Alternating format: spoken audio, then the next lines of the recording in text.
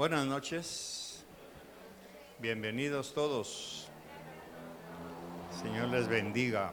Pónganse de pie, por favor, vamos a leer la palabra. Estamos en 2 Corintios.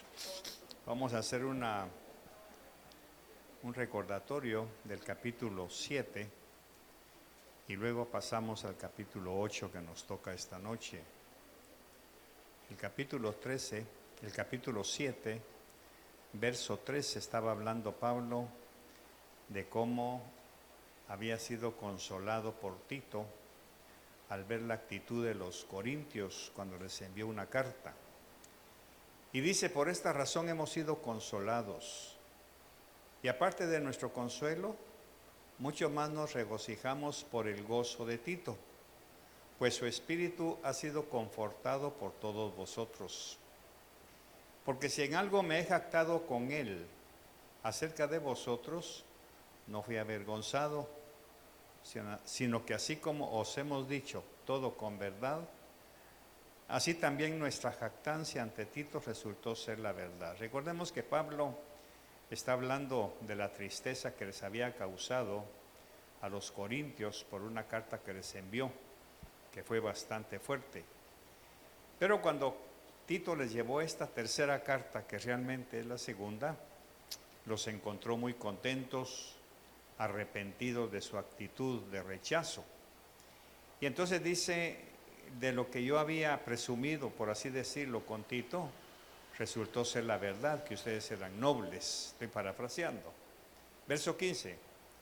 Y su amor hacia vosotros, o el amor de Tito hacia ustedes, abunda aún más al acordarse de la obediencia de todos vosotros y de cómo los recibisteis con temor y temblor. Me gozo de que en todo tengo confianza en vosotros. Tengan la bondad de sentarse, por favor.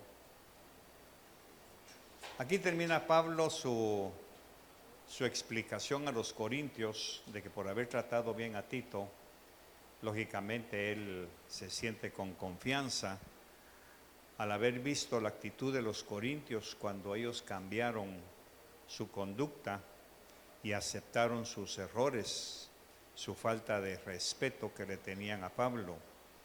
Indudablemente Tito le llevó buenas noticias. En ese momento Pablo se encuentra en Macedonia y ahora nos va a contar Pablo qué es lo que sucede en Macedonia, porque lógicamente les está escribiendo nuevamente a los corintios, les está contando qué fue lo que encontró en Macedonia, y casi todo el capítulo 8 va a hablar de ellos, de su actitud, que es la que nos toca a nosotros practicar. Capítulo 8, verso 1. Ahora, hermanos, como quien dice, pasando a otra cosa, os damos a conocer la gracia de Dios que ha sido dada en las iglesias de Macedonia. Aquí está hablando Pablo de que la gracia de Dios no es una gracia de perdonar pecados, sino es una gracia como un don. La gracia de Dios hacia los macedonios había sido un don, un regalo que Dios les había dado, pero vamos a ver qué clase de regalo fue. En el verso 2 lo explica: pues en medio de una gran prueba de aflicción, abundó su gozo, y su profunda pobreza sobreabundó en la riqueza de su liberalidad. O sea que la gracia que está hablando Pablo, que él le dio a la iglesia de Macedonia, que aún siendo pobres, dentro de su pobreza, ellos, por el don que Dios les dio, sobreabundaron en su liberalidad. Verso 3. Porque yo testifico que según sus posibilidades y aún más allá de sus posibilidades, dieron de su propia voluntad. Aquí está la cosa. Aquí estamos aprendiendo ya, de hecho, que dar sin que se le pida a uno, sino que nace de dar, es un don dado por Dios. Ahora aquí me ponen un conflicto. ¿Por qué las iglesias actuales o los cristianos de este siglo no son dadores, no hablo de ustedes, hablo de la iglesia en general. ¿Por qué hay que chantajear al pueblo?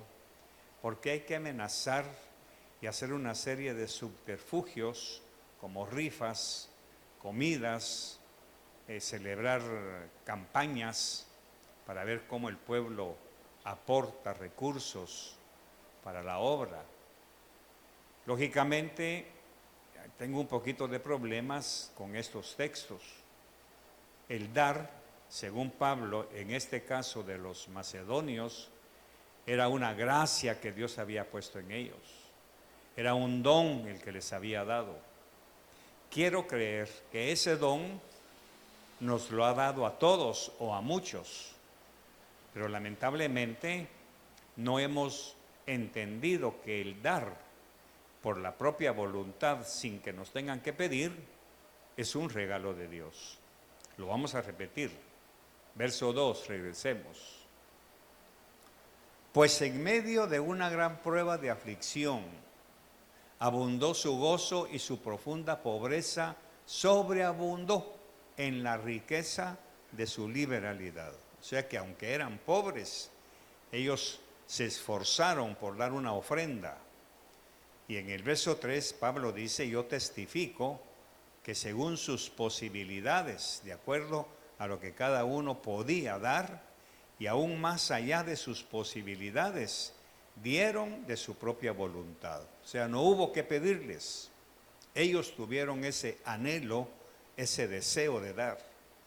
Ahora regresando a lo que dice Pablo, yo testifico, dice, yo doy testimonio que según sus posibilidades y aún más allá de sus posibilidades dieron de su propia voluntad.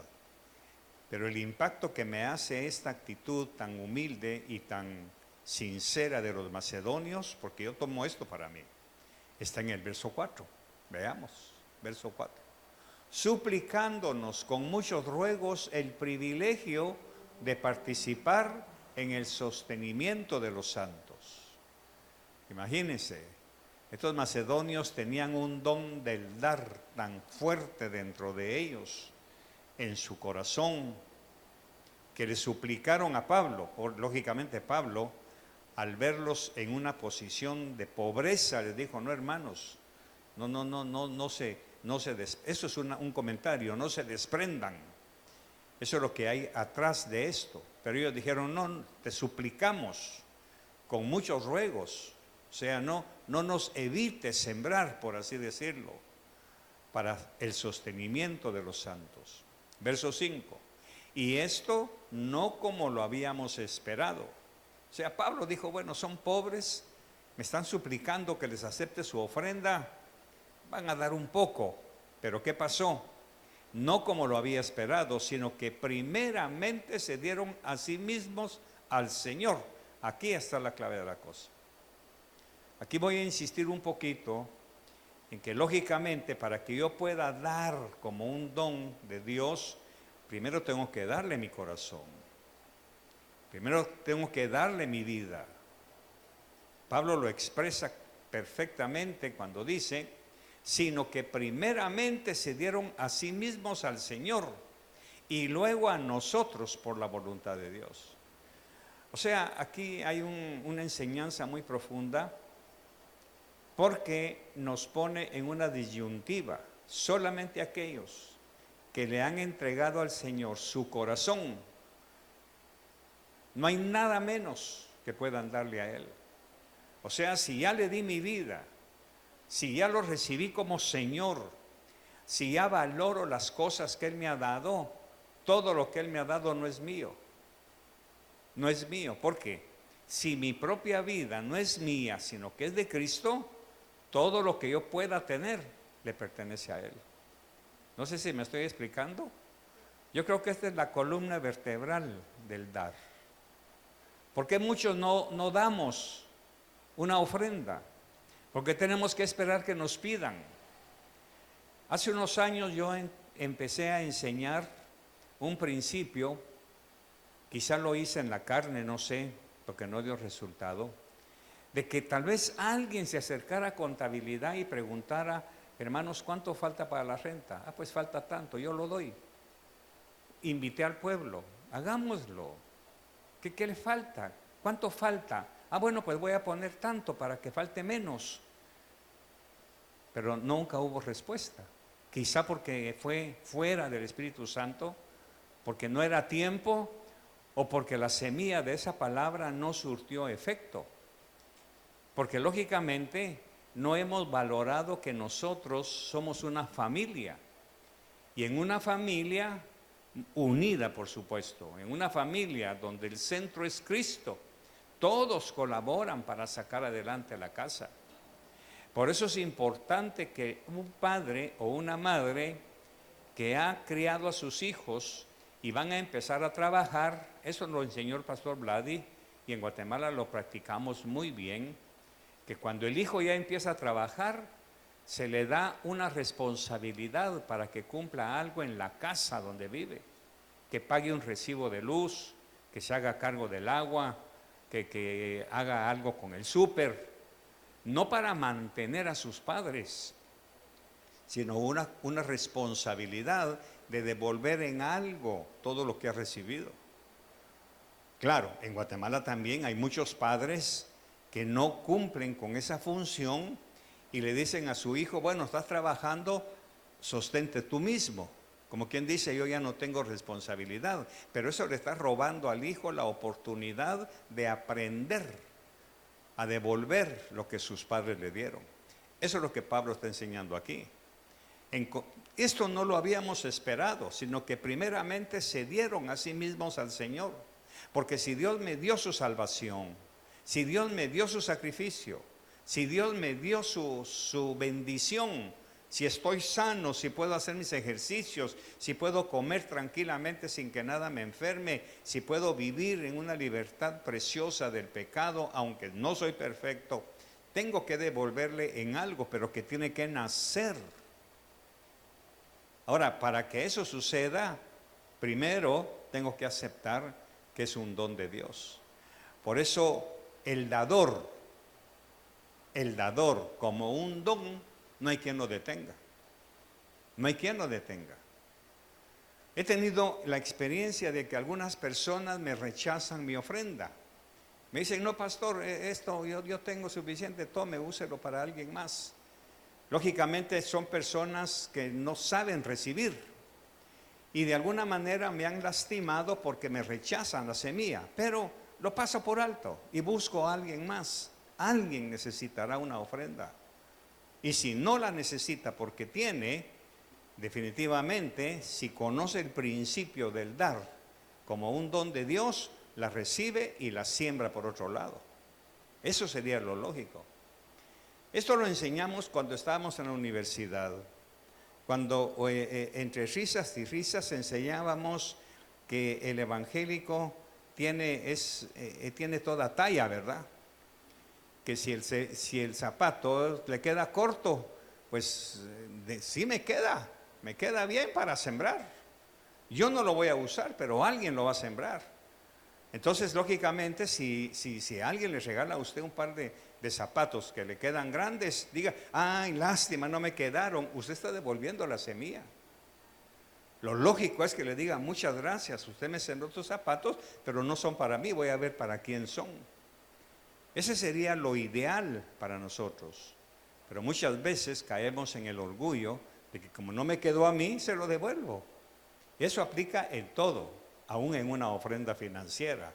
Yo tengo ahorita, estoy saciado, muy bien, pero démelo, gracias por sembrar en mí. Voy a ver para quién lo diseñó el Señor.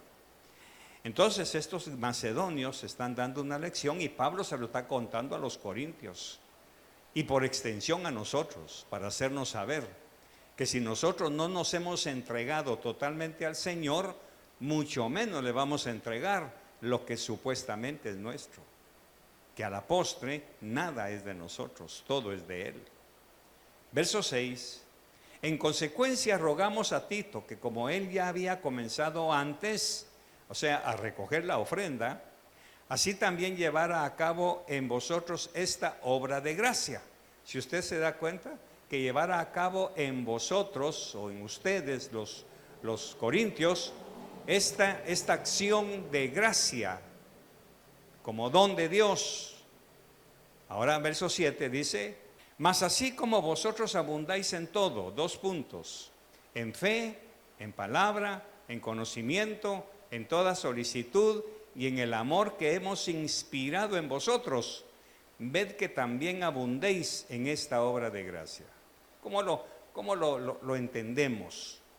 Los corintios eran tacaños, así de sencillo. Eran ricos, pero tacaños. O sea, tenían recursos. Primero porque Corinto era un puerto y la mayoría de ellos tenían una posición financiera muy grande.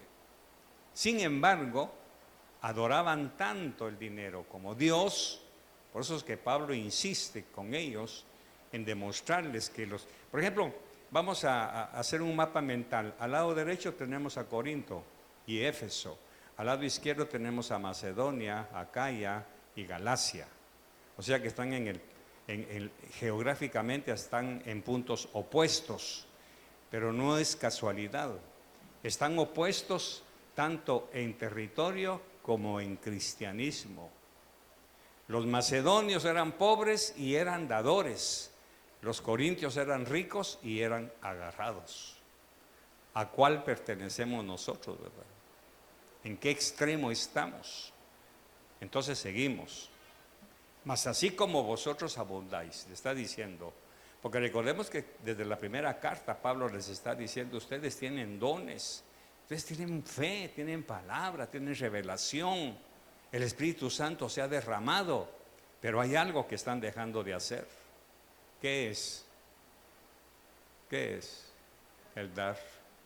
O sea que todo eso que ustedes tienen en abundancia, en fe, palabra, conocimiento, solicitud, se queda corto, porque no están completando la obra.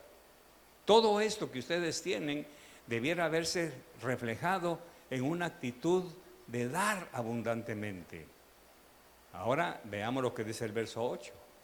No digo esto como un mandamiento, sino para probar por la solicitud de otros también la sinceridad de vuestro amor. O sea, quiero probar qué tanto nos aman. Aquí llegamos a otro nivel. El dar es una muestra de amor. Aquí lo dice claro. No digo esto como un mandamiento, o sea, no les estoy ordenando que nos den. Y esto debiéramos hacer nosotros. La iglesia no debiera recibir que se le ordene dar. Lógicamente nosotros, y lo vuelvo a insistir, no hemos magnificado la obra de Dios en nuestra vida, que nos ha escogido como hijos, o sea que nos ha hecho hijos del Padre, nos ha regalado la salvación, la paternidad, la dignidad de ser llamados hijos de Dios. ¿Qué le estamos devolviendo al Señor? ¿Qué le estamos devolviendo? Aquí yo quiero apelar a su razonamiento. La mayoría de nosotros somos malagradecidos con Dios. Tenemos que esperar que nos pida, cuando Él nos da sin que nosotros le pidamos. Y cuando le pedimos, dice la Biblia, que Él da más abundantemente de lo que pedimos o esperamos. Sin embargo, de aquí para allá no existe esa virtud, o no existe esa acción. Por eso dice Pablo, no digo esto, verso 8, no digo esto como un mandamiento, sino para probar por la solicitud de otros, de los macedonios. También quiero probar la sinceridad de vuestro amor. Quiere decir, no nos están amando, corintios. ¿Por qué? Porque amar es dar. Así de sencillo. Quien no ama, no da. ¿Por qué? Porque de tal manera que dice, que ¿qué hizo? ¿Que prestó dinero? ¿Qué hizo? ¿A quién? Ahí está. Porque de tal manera amó Dios al mundo, que le dio al mundo a su Hijo, para que por medio de Él fuéramos salvos. De tal manera amó. Por eso es que incluso este problema de la falta de amor traducido en dar empieza desde el hogar. Empieza desde el hogar. Bueno, vosotros la nación toda me habéis robado. ¿En qué? En vuestros diezmos y plátanos con tomates, cebollas. ¿En qué dice? Ofrendas. ¿Y en qué te hemos robado? En vuestros diezmos y ofrendas. Lógicamente, estamos hablando de un contexto cultural en donde el segundo templo, que fue el que nosotros nos abocamos para estudiar el Evangelio, porque fue cuando Jesús vino, ya había caído en desuso. Ya los levitas habían tenido que ir a trabajar, porque no había cómo sostenerlos. Y eso lo encontramos en David. Cuando David hizo un censo, dice, ¿y dónde están los levitas? Pues se fueron a trabajar porque ya nadie los sostiene. Y mandó a traer a todos para que volvieran al templo, que se purificaran. Por eso fue que cuando quiso llevar el arca, ¿se recuerda? De la casa de Obed, ¿se recuerda? ¿Qué pasó? Murió Usa. ¿Por qué? Porque David no sabía cómo traer el arca. ¿Quiénes tenían que haberle enseñado eso? Los levitas. ¿Pero dónde están? Entonces David pregunta, ¿y cómo debo traer el arca? Y alguien le dijo, mira, el arca se tiene que traer en hombros y ¿quiénes tienen que cargarla? Los levitas. ¿Y dónde están los mentados levitas? Ve, hay iglesias que no sostienen al pastor y lo obligan a que vaya a trabajar. Y entonces la iglesia cae en una serie de problemas morales y espirituales porque no hay un líder nombrado por Dios. Entonces el diezmo es del Señor y la ofrenda es de la iglesia. Todos los gastos de la iglesia se tienen que sostener por las ofrendas. Pero ahora levante la mano. ¿Quién ofrenda más de lo que diezma? Levante la mano. Nadie.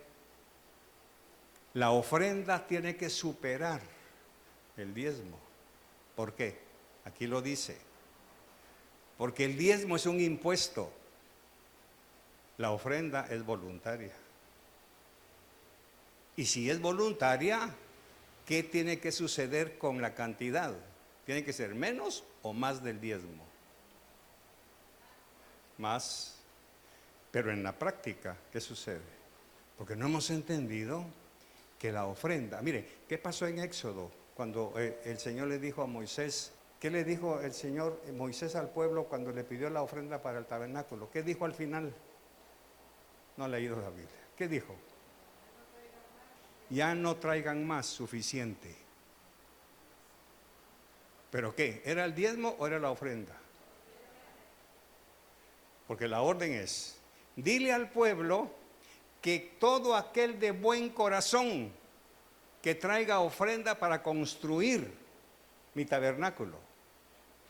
No dijo que todos traigan el diezmo para construir el tabernáculo, no.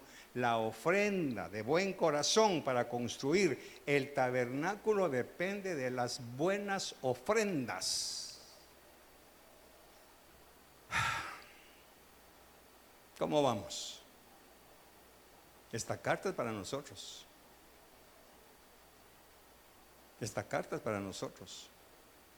Los corintios eran ricos, diezmaban, pero no ofrendaban. Y Pablo está hablando de la ofrenda. Sigamos, verso 8, ¿verdad? No digo esto como un mandamiento, sino para probar por la solicitud. Hago así porque aquí están los macedonios. Por la solicitud de otros, también la sinceridad de su amor. Porque conocéis la gracia de nuestro Señor Jesucristo, que siendo rico, sin embargo, por amor a vosotros, se hizo pobre. Eso ya lo entendíamos, que Él dejó su gloria y vino a la tierra a vivir como nosotros, como un pobre, para que vosotros, por medio de su pobreza, llegarais a ser ricos. ¿Cómo está eso? Aquí parece un galimatías, pero está bien claro. Se lo voy a traducir. Sin embargo, por amor a mí, voy a personalizarlo. Por amor a mí, Jesús se hizo pobre, para que yo, por medio de su pobreza, llegara a ser yo, llegara a ser rico. ¿Qué significa? Que Él vino y se hizo pobre por mí. Se hizo pobre por mí, pero me enriqueció tanto con su amor, con su salvación, con su transformación. El hecho de que yo ya no sea el mismo que Él conoció hace 42 años, el hecho de haberme cambiado, transformado y de seguir trabajando en mí, esa es mi mejor riqueza. Porque esa no me la come ni la polía, ni el orín, ni nada, no me la quita nadie. Eso es mi riqueza. Por eso dice, para que por medio de su pobreza yo fuera enriquecido. Ahora, enriquecido también significa que yo tengo suficiente, no solamente para vivir, sino para dar. Y quiere que le diga algo. Espero que usted pueda comprenderme. A medida que usted va conociendo al Señor y se va introduciendo cada vez más en la palabra, va necesitando menos. Va necesitando menos.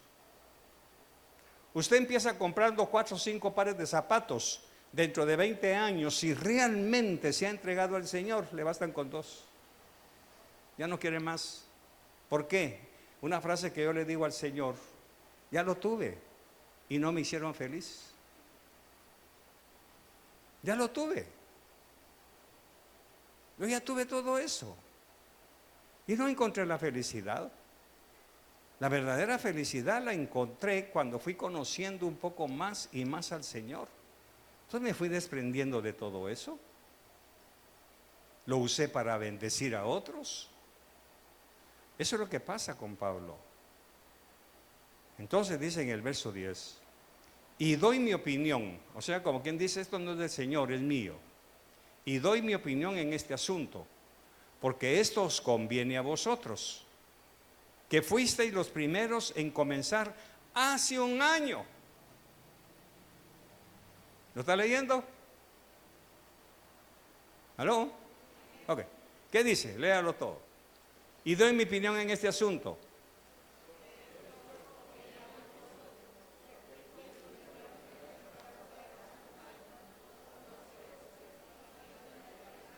Ok. Como estamos estudiando, ¿eh? Estamos en una clase de estudio. A ver, Raulito, interprétame eso, por favor. A ver, interprétamelo.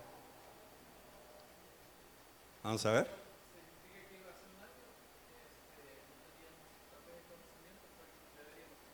Vamos a ver, vamos por ahí. Bernal, interprétamelo.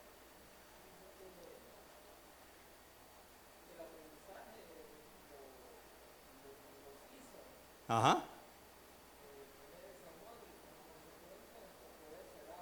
Muy bien. Ingeniero, interprétemelo, quítese la mascarilla. Yo lo que interpreto ahí es que el mensaje le impactó a la persona y ya cambió su actitud. Muy bien. Vamos a leerlo palabra por palabra. Fíjese pues, no se me vaya a cansar. Bueno, de todas maneras estamos estudiando. Y doy mi opinión en este asunto porque esto os conviene a vosotros, que fuisteis los primeros en comenzar hace un año, no solo a hacer esto, sino también a desear. Hace un año que me están diciendo que me van a dar esa ofrenda y no me han dado nada. Ahora sí. ¿Se da cuenta? Los corintios eran tacaños. En cambio, los macedonios, disculpe, así cumplieron lo que me ofrecieron. ¿Ya lo vio? Por eso necesito que usted participe conmigo, porque es una lección la que estamos estudiando. Porque esto les conviene a ustedes, dijo. ¿Por qué? Porque ustedes fueron los primeros en ofrecer una ofrenda. Ustedes fueron los primeros. Dicen, sí, vamos a ofrendar, Pablo. Claro que sí. Vamos a dar. Levantaron la mano, yo me apunto con tanto, yo me apunto. Hace un año que tuvieron la oportunidad de empezar y desearon hacerlo. Pero como hay una coma, ahí hay punto, ¿verdad? Y desearon hacerlo. Pero ¿qué pasó? Verso 11. Vamos a ver el otro lado de la moneda. Lea el verso 11.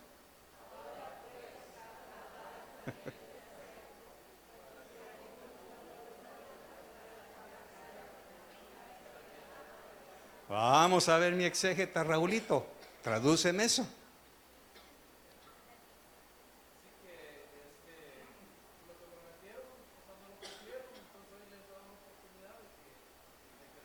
Ahí está. ¿Te das cuenta? Exactamente. Ahora pues, terminen de hacer lo que me dijeron hace un año. Para que así como hubo la buena voluntad, o sea, ustedes me ofrecieron voluntariamente hace un año y no lo han hecho. Mientras que los de Macedonia ya van y vienen otra vez. Porque recuerden que está comparando los dos antagonistas. Macedonia con Acaya y Corinto. Como hubo la buena voluntad para desearlo, así también haya, ¿qué? La buena voluntad, ¿para qué? Para llevarlo a cabo según lo que tengáis. Lo que tengáis, ¿qué? Guardado. ¿Desde cuándo? Desde hace un año.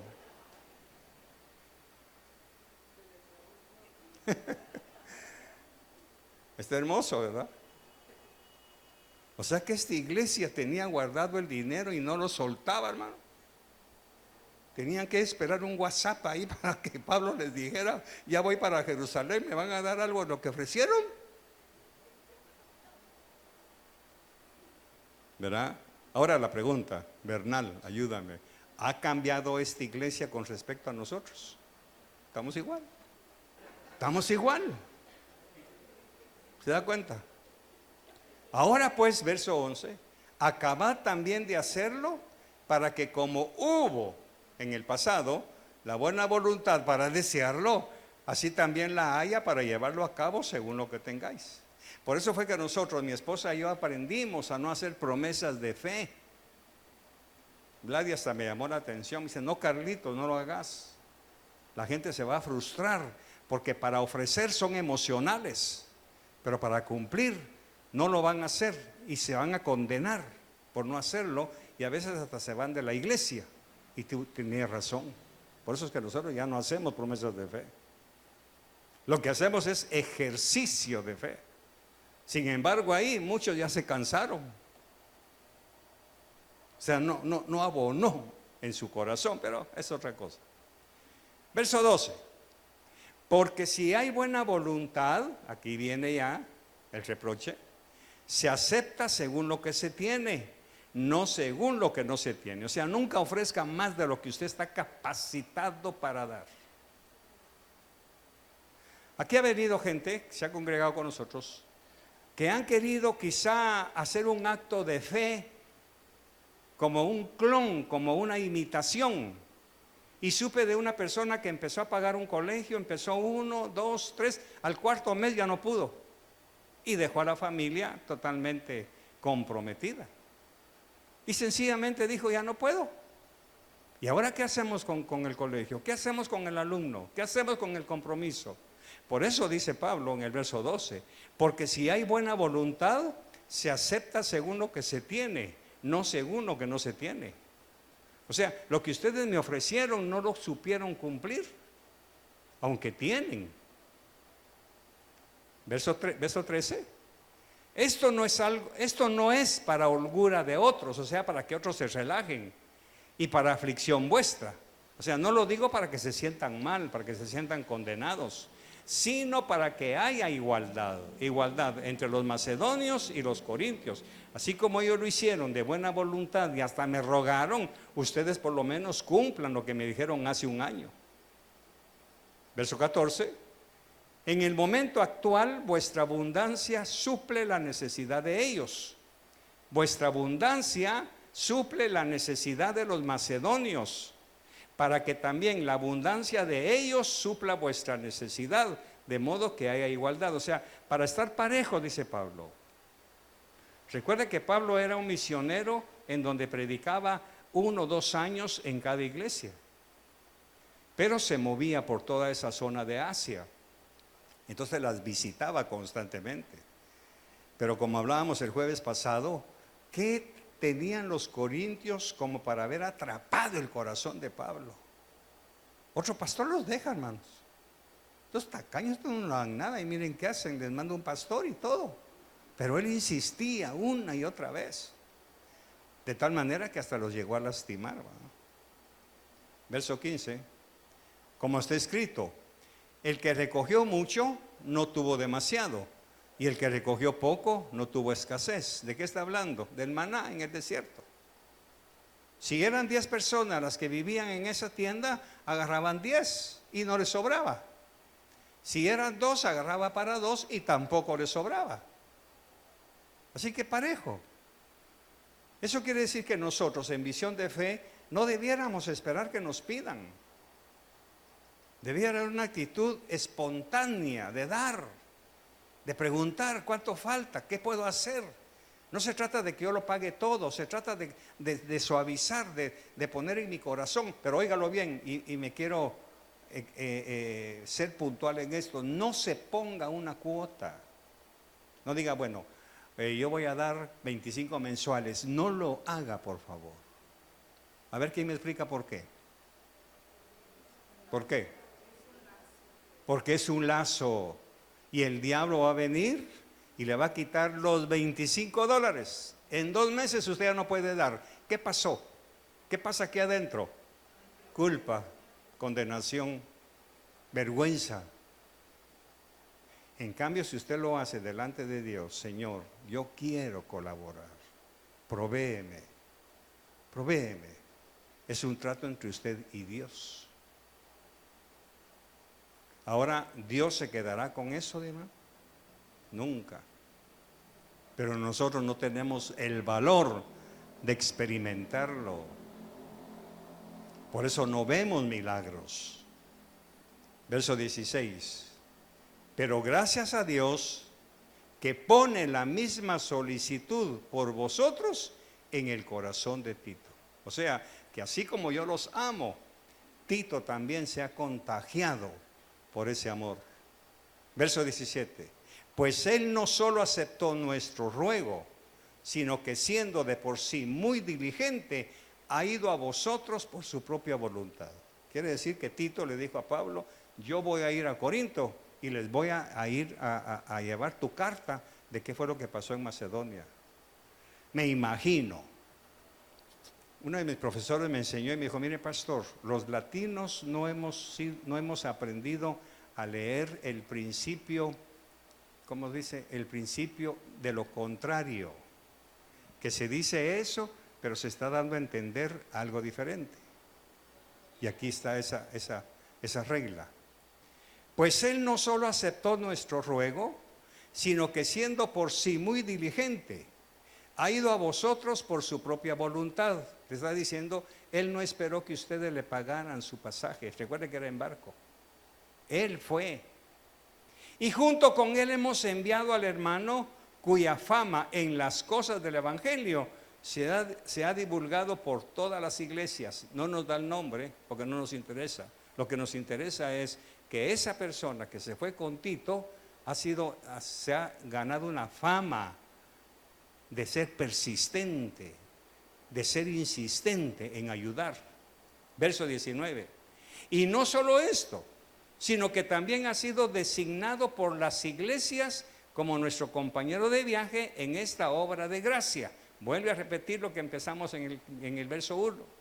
La cual es administrada por nosotros para la gloria del Señor mismo y para manifestar nuestra buena voluntad. O sea, esto es lo que nosotros estamos esperando para administrar la ofrenda que ustedes nos van a enviar. Pero sigamos todavía porque no he terminado. Dice, teniendo cuidado de que nadie nos desacredite en esta generosa ofrenda administrada por nosotros. Por eso es que me llevo a Tito y al otro hermano, para que no vayan a andar levantando chismes. ¿Quiénes? Los corintios, de que Pablo ya se quedó con mi pisto. ¿Ya lo vio? Para evitar eso, tengo que tener cuidado de que nadie vaya a hablar mal de nosotros, porque ahí tengo 2 testigos.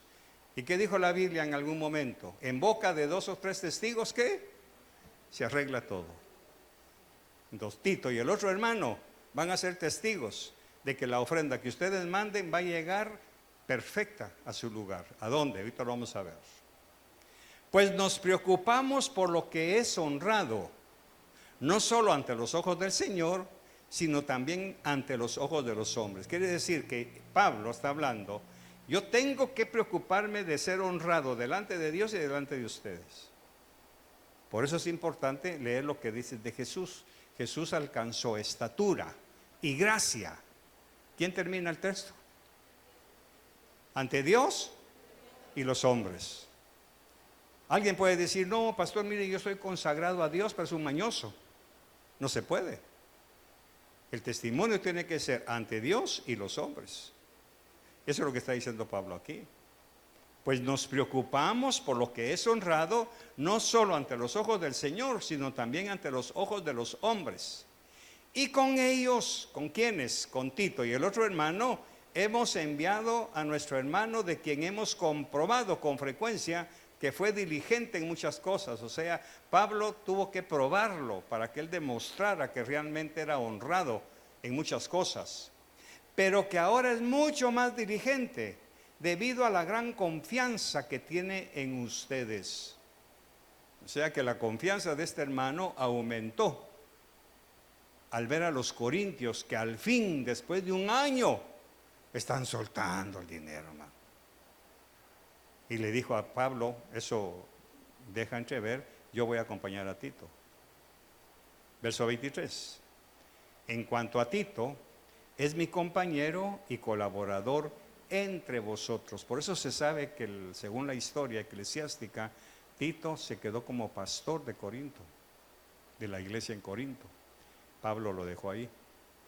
En cuanto a nuestros hermanos, son mensajeros de las iglesias y gloria de Cristo.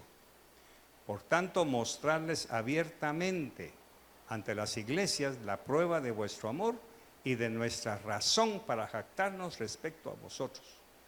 Pablo termina aquí su capítulo 8 diciendo, demuéstrenles a las demás iglesias que ustedes realmente aman al Señor y que nosotros tenemos razón para jactarnos de que ustedes han cambiado. Ahora, ¿para quién era la ofrenda? Pues para Jerusalén. Y hoy en la tarde que estaba repasando esto me doy cuenta que Jerusalén, siendo la iglesia central, era la más pobre, hermano. Tanto que todas las iglesias de Asia recogían ofrendas para por así decirlo, para la iglesia central. ¿Por qué? Muy sencillo. ¿Dónde estaba esa iglesia? En Jerusalén. ¿Y quién vivía en Jerusalén?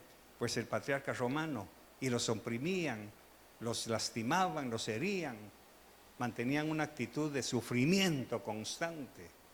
Recuerde que incluso Pablo necesitaba ir a Jerusalén solo a caer preso por los romanos. En cambio, estos están muy lejos de la garra romana, por así decirlo. Por eso es que todas las ofrendas eran para Jerusalén. Creo que por aquí lo dice, no sé si me lo pasé. ¿No vino Pablito? Pablito, ahí estás. En algún texto lo dice por aquí, que la ofrenda era para los hermanos de Jerusalén. Con eso terminamos. Ahora bien, en cuanto a la ofrenda para los santos, haced vosotros también como instruí a las iglesias de Galacia, que el primer día de la semana cada uno de vosotros aparte y guarde según haya prosperado, para que cuando yo vaya no se recojan entonces ofrendas. 3. Y cuando yo llegue, ahí está hablando de esto. Aquí todavía no ha llegado. ¿Estamos de acuerdo? Aquí, en este momento no ha llegado. Aquí está mandando la carta porque va a llegar a juntarse con Tito y el otro hermano. Aquí está. Y cuando yo llegue enviaré con cartas a quienes vosotros hayáis designado para que lleven vuestra contribución. ¿A dónde? Jerusalén. Ahí estaba la iglesia central. O sea, ahí estaban Santiago, Pedro y no me recuerdo qué otro apóstol, las columnas, creo que era Juan. No había caído todavía preso en la isla de Patmos. Eran los patriarcas de la iglesia, pero estaban tan pobres que necesitaban la ayuda de otras iglesias. Por eso es que Pablo pone todo, porque lógicamente ellos estaban mejor que la iglesia de Jerusalén. Y en alguna carta vamos a leer que si de Jerusalén había salido la bendición del evangelio, era necesario reconocerles en algo. Aquí tenemos otra enseñanza para ese momento, que quien le enseña a usted el Evangelio, quien le enseña el camino al cielo, nosotros debemos sostenerlo. Por eso es que nuestro diezmo, el de mi esposa y el mío, se va para nuestro pastor, porque él es el que nos ha instruido y enseñado las doctrinas de la iglesia. Por eso dice Pablo en otra parte, si yo les doy lo espiritual, ¿qué dice? Denme ustedes. Eso es lo que muchos no nos atrevemos a enseñar por falso orgullo. Ahora, ¿por qué? Porque la iglesia debiera saberlo cuando lee la palabra. No debiera enseñarse públicamente, porque el que lee la Biblia dice ahí debiera leerlo. Si el pastor me da lo espiritual, lo lógico es que yo le dé lo material, eso dice aquí. ¿Sí o no? Pero como no sucede, o me quedo callado y traigo a otro para que lo enseñe, pero entonces yo quedo falto, porque alguien va a decir, ¿y esto por qué no me lo enseñó el pastor? Ustedes son buenos, ustedes son generosos, ustedes son prósperos, lo vemos, bendigo a Dios por eso. Bueno, como somos prósperos, vamos a ofrendar. Ahora la pregunta, ¿ha cambiado en algo su perspectiva de la ofrenda? Pregunto, ¿ha cambiado en algo su perspectiva? ¿Que la ofrenda supera al diezmo? Porque el diezmo es una cantidad, es un impuesto, por así decirlo. La ofrenda va más allá. La ofrenda va más allá. Es importante que nosotros aprendamos esto, porque es una de las doctrinas básicas para la prosperidad del pueblo. Por eso dice, vosotros me habéis robado en vuestros diezmos y ofrendas. Entonces, yo le invito para que cierre sus ojos un momentito y ponga en una balanza su corazón. Y ponga en una balanza su corazón. ¿Qué piensa hacer con lo que Pablo le dijo a los corintios? Hace un año ofrecieron algo y no lo han hecho. Háganlo. Nosotros no hemos ofrecido nada desde hace un año, pero hemos dejado de cumplir estos mandamientos tan grandes en la palabra de Dios. Si usted le entregó su vida a Jesús, ya no tiene nada más que entregarle, ya se lo entregó todo. Pero ese todo incluye también sus finanzas, incluye dejando que sea Él quien sustente su vida, dejando que sea Él quien supla sus necesidades y no su dinero. Lo vamos a ir viendo más adelante. Padre, muchas gracias por esta noche, te bendigo y te ruego que nos des sabiduría para asimilar estas lecciones de vida que tú nos quieres dar. Muchas gracias. Bendigo la ofrenda en el nombre de Jesús.